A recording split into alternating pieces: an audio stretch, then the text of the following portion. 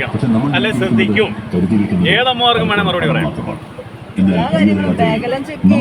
Bag check ചെയ്യും, കുട്ടികളോട് അന്ന് നടന്ന കാര്യങ്ങൾ ചോദിച്ചറിയും.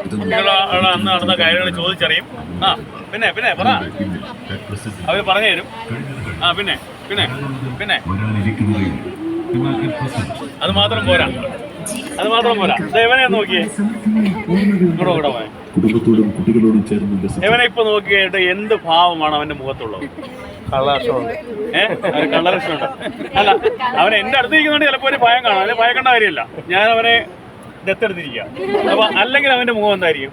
ഇപ്പൊ ഒരു ചെറു ചിരിയില്ലേ ഉണ്ട്. ഇനി ഇവന് തലവേദനയാണെങ്കിൽ അവന്റെ അവസ്ഥ എന്തായിരിക്കും? ചോദ്യമാണ്. ഞാൻ എന്തുകൊണ്ടാണ് പറഞ്ഞതുകൊണ്ടായിരിക്കും പിന്നെ പറയാം. ഇവന് തലവേദന എടുക്കുകയാണെങ്കിൽ അവന്റെ കണ്ണ് നോക്കിയാൽ ആ വേദന അറിയാൻ പറ്റും, അല്ലേ? അതുപോലെ നമ്മുടെ പെൺമക്കളുടെ ആയാലും മുഖത്ത് നോക്കിക്കഴിഞ്ഞാൽ അവർക്ക് സന്തോഷമാണോ, വിഷമമാണോ, സങ്കടമാണോ, അവരാരെങ്കിലും ഭീഷണിപ്പെടുത്തിയിട്ടുണ്ടോ എന്നൊക്കെ അറിയാൻ പറ്റും. അതുകൊണ്ട് ഞാൻ പറയുന്നത്, നിങ്ങൾ ആദ്യം ഇതൊക്കെ നോക്കുന്നതിന് മുമ്പ് അവരുടെ മുഖത്തേക്ക് നോക്കണം. സ്കൂളിൽ പോയിട്ട് വരുമ്പോൾ അല്ലെങ്കിൽ കോളേജിൽ പോയിട്ട് വരുമ്പോൾ മുഖത്തേട്ട് നോക്കുമ്പോൾ അറിയാൻ പറ്റും അവർക്ക് സന്തോഷമാണോ, വിഷമമാണോ, ദുഃഖമുണ്ടോ എന്നൊക്കെ അറിയാൻ പറ്റും. എന്നിട്ട് എന്ത് ചെയ്യണം? ഒന്നാമത്തത്, അവർക്ക് വിഷമം ഉണ്ടെങ്കിൽ അവരുടെ ചോദിക്കണം, എന്താണ് അവരുടെ വിഷമത്തിന് കാരണം എന്ന് ചോദിക്കണം. അത് മനസ്സിലാക്കണം. രണ്ടാമത്, അപ്പോൾ ഇത്രയും കാര്യങ്ങൾ സംസാരിച്ച് അവരുടെ മുഖത്ത് നോക്കി 2 വാക്ക് 2 മിനിറ്റ് സംസാരിച്ച് കഴിയുമ്പോൾ അവരുടെ മുഖഭാവം നമുക്കറിയാൻ പറ്റും, അവരുടെ മനസ്സിലിരിപ്പ് നമുക്കറിയാൻ പറ്റും. എന്തുകൊണ്ടാണ് അങ്ങനെ ചോദിച്ചതിന് കാരണം മനസ്സിലായോ? അതായത് കഴിഞ്ഞ ദിവസം പത്രം വായിക്കുമോ? വായിക്കത്തില്ലല്ലോ, നല്ല ശീലമില്ലല്ലോ. അതുകൊണ്ടാണ് ഞാൻ പറയുന്നത്. കഴിഞ്ഞ ദിവസം 4ാം ക്ലാസ്സുകാരിയായ ഒരു കുട്ടിയുടെ ബാഗ് അമ്മ പരിശോധിച്ചപ്പോൾ 2500 വില വരുന്ന ഇലക്ട്രോണിക് സിഗരറ്റ് ആ ബാഗിൽ നിന്ന് കിട്ടി.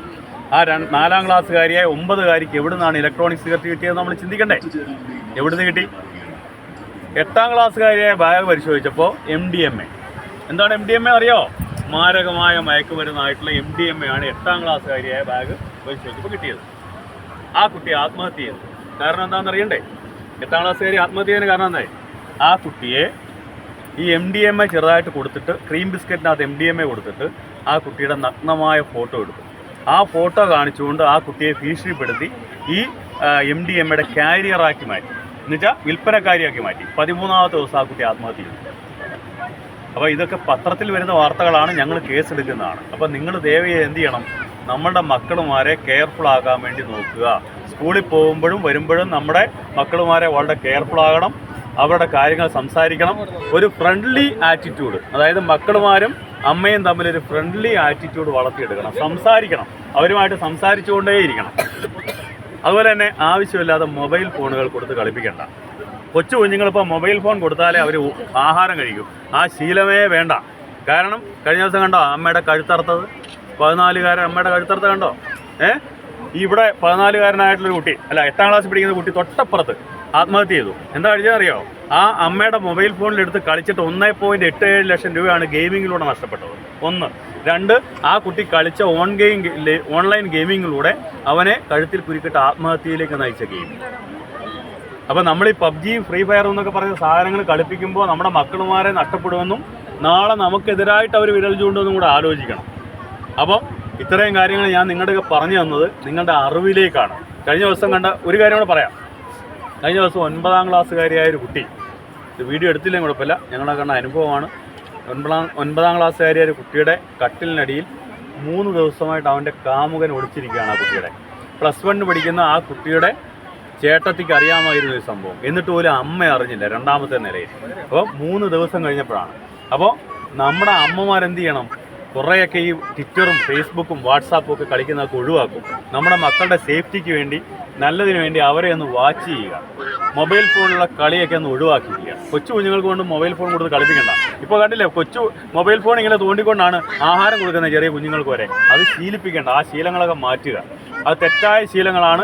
അത് നാളെ നമ്മുടെ മക്കൾക്കും നമ്മുടെ കുടുംബത്തിലൊക്കെ ദോഷം വരുമെന്നുള്ള കാര്യം ഒന്ന് മനസ്സിലാക്കുന്നത് നല്ലതായിരിക്കും. അപ്പോൾ നിങ്ങളുടെ ഉല്ലാസത്തിന് ഞാൻ കൂടുതൽ തടസ്സം നിൽക്കുന്നില്ല. നിങ്ങൾ ഉല്ലാസിക്കുക. നമ്മുടെ മക്കളുമാരുടെ കാര്യം നോക്കണം. 2 കാര്യങ്ങളാണ്. ഇത് ഡ്രൈവിൻ ബീച്ചാണ്. കഴിഞ്ഞ ദിവസം ഇവിടെ ഒരു ആക്സിഡൻറ്റ് നടന്നു. 4 വയസ്സുള്ളൊരു കൊച്ചിന് ആക്സിഡൻറ്റ് പറ്റി. കാരണം കരയിലേക്ക് പോകുമ്പോൾ അവർക്കറിയില്ല. അവർ ഡ്രൈവിൻ ബീച്ച് എന്ന് പറയുമ്പോൾ അവർ വിചാരിക്കാണ്ട് ഭയങ്കര സ്പീഡിൽ പോകേണ്ട ബീച്ചാണ്. അല്ല, ഇവിടെ സഞ്ചാരികളും വരും, പെതുക്കെയാണ് ആൾക്കാർ പോകേണ്ടത്, ഡ്രൈവിംഗ് നടത്തേണ്ടത്. അപ്പോൾ നമ്മുടെ മക്കളുമാരൊക്കെ കൈവിട്ട് പെട്ടെന്ന് ഓടിപ്പോകുമ്പോൾ അവർക്ക് ആക്സിഡൻറ്റ് ഉണ്ടാകാണ്ട് നോക്കേണ്ട ചുമതല നമുക്കാണ്.